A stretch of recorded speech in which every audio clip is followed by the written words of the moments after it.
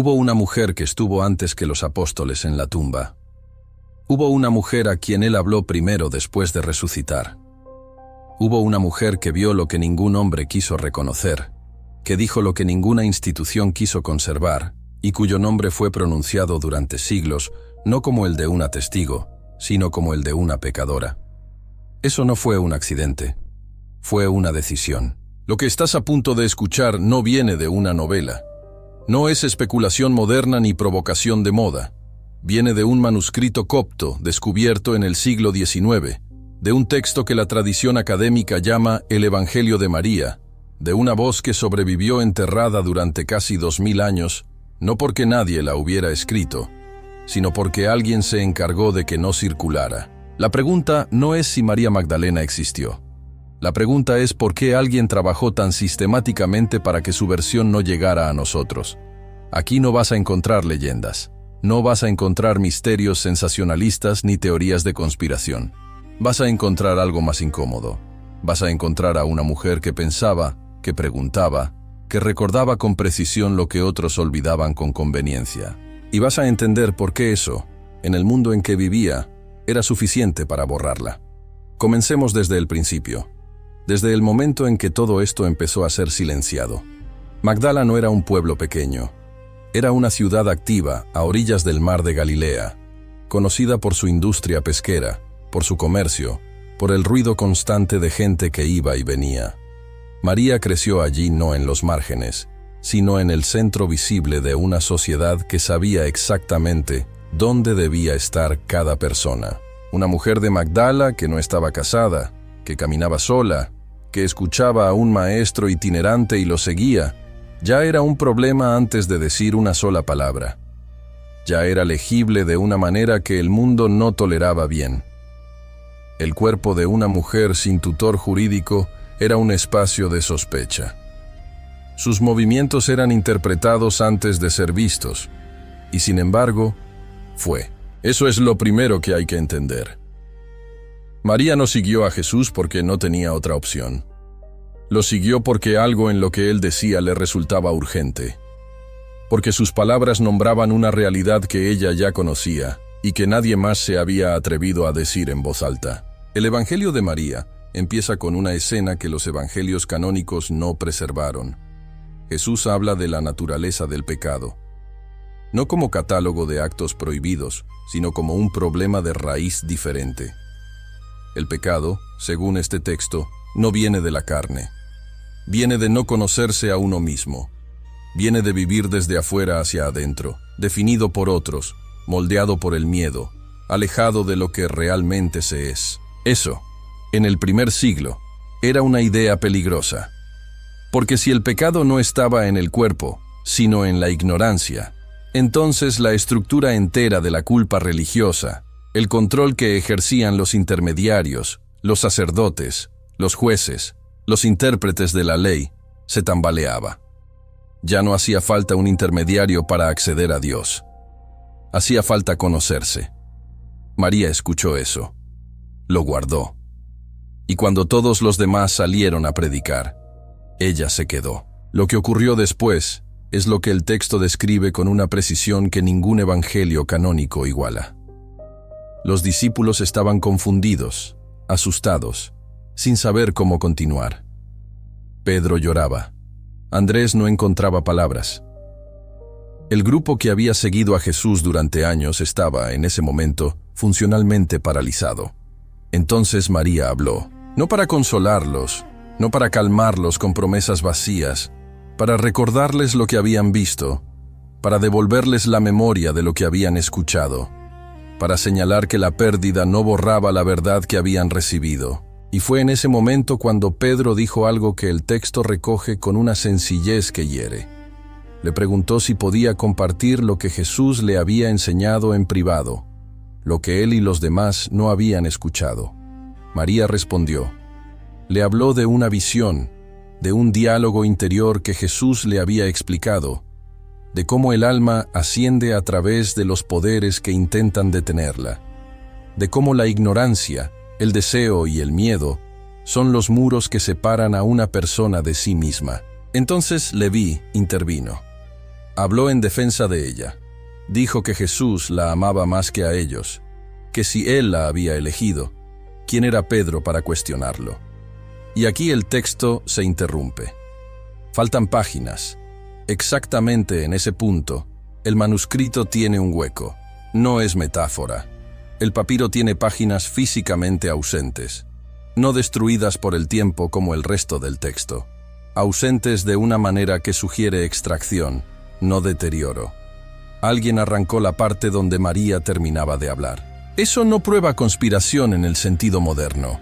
Prueba algo más sencillo y más oscuro. Prueba que hubo personas que leyeron ese texto, lo encontraron incómodo y tomaron una decisión sobre lo que debía llegar al siguiente lector. El mundo en que se copiaban los manuscritos era un mundo donde copiar era un acto de autoridad. No todo el mundo copiaba. No todo el mundo elegía qué copiar. Los scriptoria, los centros de copia, eran espacios de poder. Y el poder tiene criterios. María no fue borrada de golpe.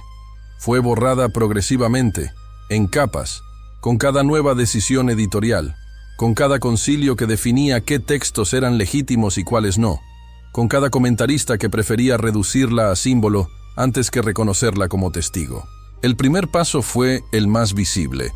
En el año 591, el Papa Gregorio I pronunció un sermón en el que identificó a María Magdalena con la mujer pecadora anónima del Evangelio de Lucas, con María de Betania, hermana de Lázaro, con todas las mujeres sin nombre que aparecen vinculadas a la sexualidad o al arrepentimiento. Una sola homilía fusionó a 3 personas distintas en un solo arquetipo: la pecadora arrepentida. Ese fue el personaje con el que el mundo occidental convivió durante 14 siglos, no la primera testigo de la resurrección, no la que permaneció cuando los hombres huyeron, no la que recordaba con precisión. La pecadora que llora, que se inclina, que necesita ser perdonada. El Vaticano corrigió oficialmente esa identificación en 1969, 400 años después de Trento, casi 1400 años después de Gregorio. Una corrección silenciosa, sin campaña, sin reparación pública. María Magdalena, según los 4 evangelios canónicos, estuvo al pie de la cruz. Estuvo presente en el entierro. Fue la primera en llegar a la tumba. Fue la primera a quien Jesús apareció. Fue la primera en anunciar la resurrección a los apóstoles. Juan la llama la primera testigo. La tradición oriental la llama apóstol de los apóstoles. Y sin embargo, en la construcción histórica de la Iglesia occidental, su testimonio fue absorbido, reducido y finalmente subordinado a figuras masculinas que, según los mismos textos, no estaban presentes cuando ella sí lo estaba. No hace falta inventar conspiración.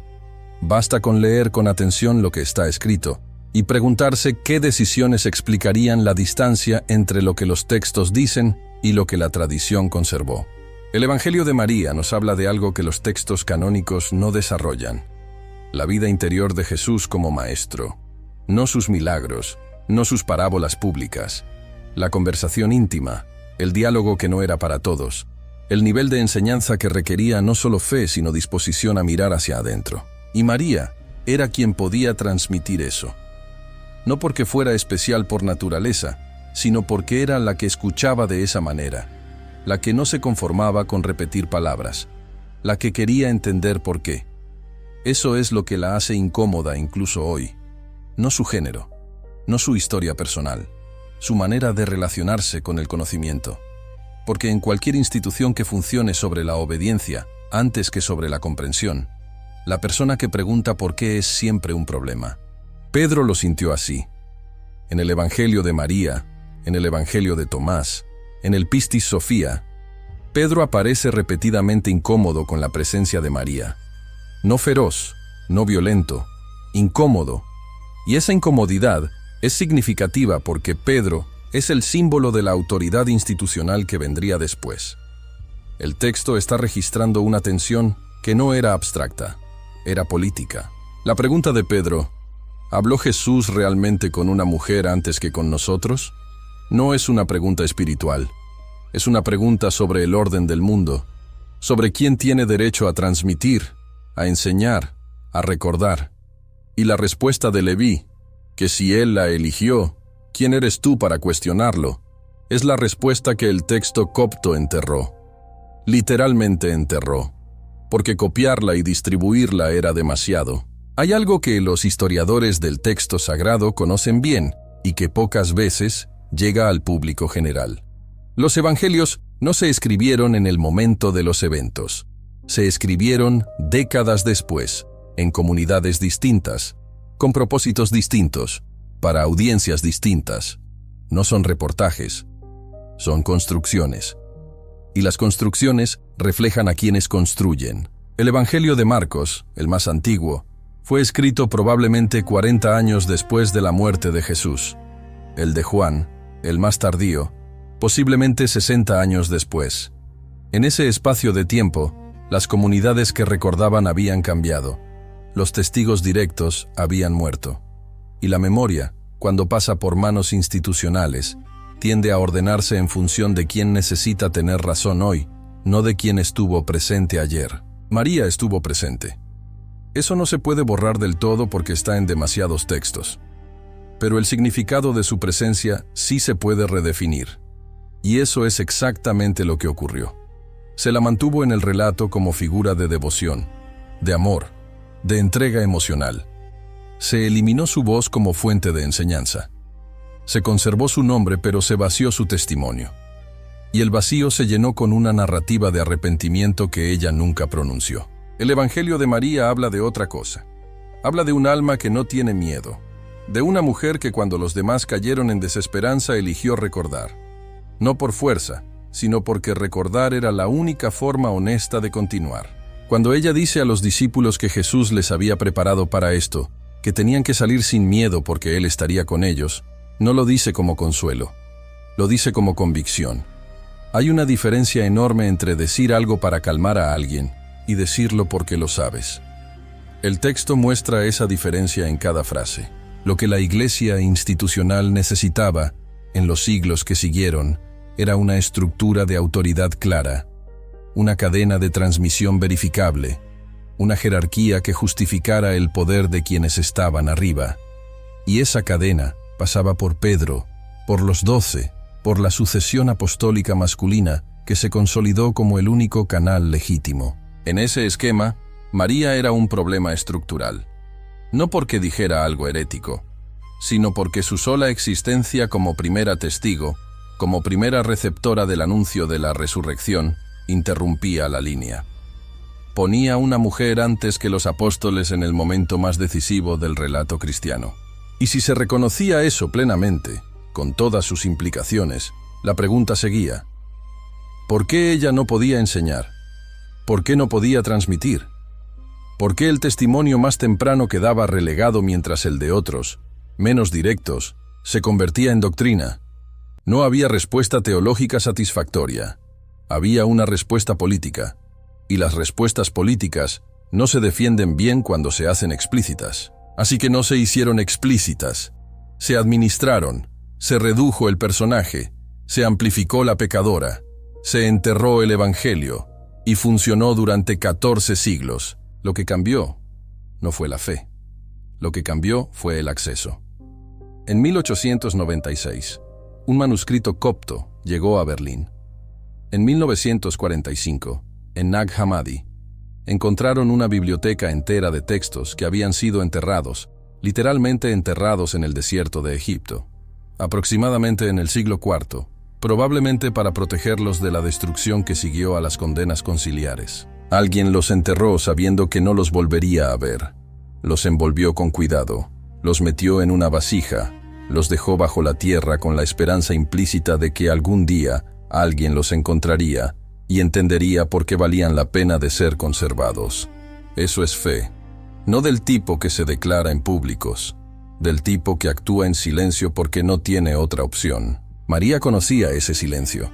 Lo había practicado toda su vida.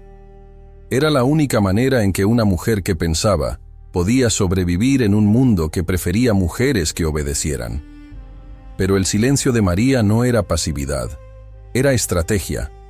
Era la forma en que se guarda algo demasiado importante para ser dicho en el momento equivocado. Y el momento equivocado duró siglos. El momento equivocado fue cada concilio que decidía qué textos eran verdaderos, cada copista que elegía qué transmitir, cada predicador que repetía la versión cómoda, cada generación que heredó una imagen reducida y no tuvo herramientas para cuestionarla. El momento equivocado terminó con un arqueólogo que abrió una vasija en un desierto de Egipto y encontró voces que no debían haber sobrevivido. Lo que ese texto nos devuelve no es un dogma, no es una nueva doctrina que reemplace a la antigua. Es algo más simple y más radical. Es una pregunta. ¿Qué más se eligió no conservar? No como acusación, como ejercicio honesto de memoria histórica. Porque ningún relato llega completo, ningún archivo está intacto, y la fe que no soporta preguntas sobre su propia historia no es fe en la verdad, es fe en la versión. María, según su evangelio, dijo una cosa antes de que los discípulos salieran a continuar la misión. Les dijo que no lloraran, que no dudaran, que la gracia que habían recibido los protegería. No prometió que sería fácil, no prometió que tendrían razón siempre. Prometió que si seguían mirando con honestidad, algo esencial se mantendría. Y algo se mantuvo. Enterrado, fragmentado, copiado con cuidado por manos anónimas que supieron que arriesgaban algo al hacerlo. Pero se mantuvo. Aquí no termina la historia de María. Termina este relato, porque lo que viene después ya pertenece a la historia de cómo interpretamos la historia. A los siglos que decidieron qué verdades eran admisibles y cuáles debían ser silenciadas. Pero el testimonio sobrevivió. Y eso, después de 2000 años, ya no puede deshacerse.